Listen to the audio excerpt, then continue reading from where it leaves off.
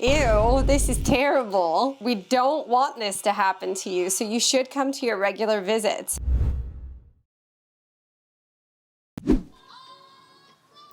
Oh my God, that is a hygienist's nightmare. You have to come to your regular cleaning so this doesn't happen to you.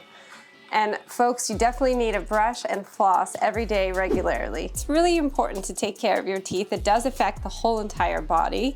You do need to floss and brush properly. A hygienist can guide you to what works best for you. Mouthwash helps, diet helps. So you don't want your mouth to look like that. Come and see me and I'll clean your teeth and guide you.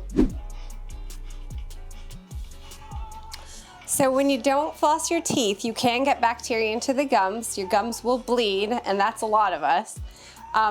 Don't worry, we can take care of it. There's an antibiotic called Arrestin. We insert it into the gum. It's localized, and it will sit in your gums and sterilize the pockets for 4 weeks. You won't feel a thing, and your pockets will tighten up. And as long as you have good home care, you will have success with Arrestin. Oh my gosh, this is terrible.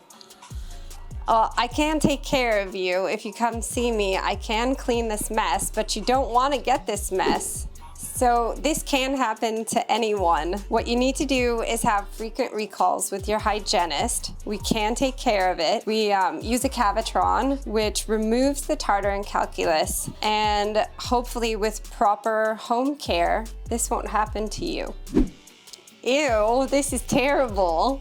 This is actually tartar and calculus that has built up over time, and the longer it stays on your teeth, the harder it is to remove. So we don't want this to happen to you, so you should come to your regular visits. But if it does, we can clean it off with 2 separate visits, most likely a deep cleaning. We will numb your gums and you won't feel any pain, and you shouldn't wait that long to see your hygienist so this doesn't happen to you.